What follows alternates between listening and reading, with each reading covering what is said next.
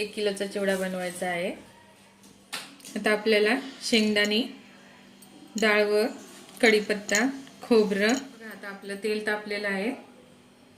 तर आपण आधी शेंगदाणे तळून घ्यायचं आहे।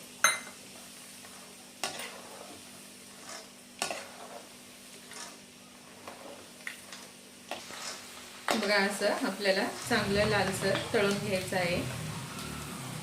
तर आपण ह्याला काढून घेऊ। आता आपल्याला डाळ घालायचं आहे।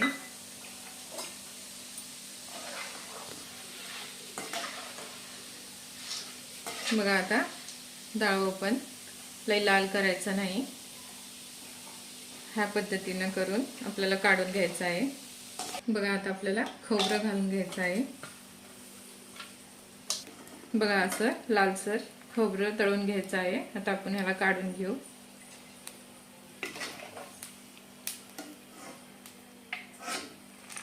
बघा आपल्याला कढीपत्ता पण तळून घ्यायचा आहे।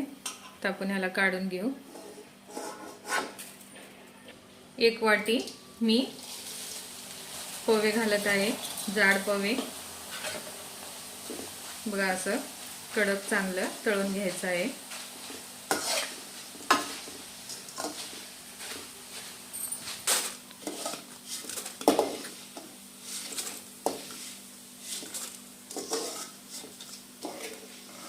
जाड पोहे असं तळून घातल्यावर आपला चिवडा कुरकुरीत मस्त होते।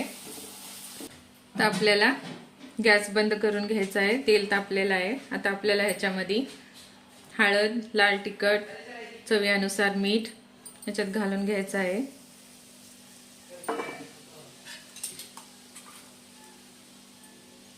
चिवड्याचा मसाला 2 चमचे। तर आपल्याला हे चांगलं मिक्स करून घ्यायचं आहे। आता आपल्याला तळलेलं समजा साहित्य घालून घ्यायचं आहे याच्यात।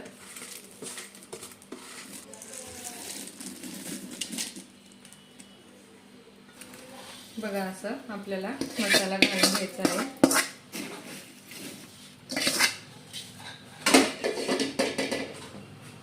तर आपण हे हलक्या हाताने ह्याला मिक्स करून घ्यायचं आहे।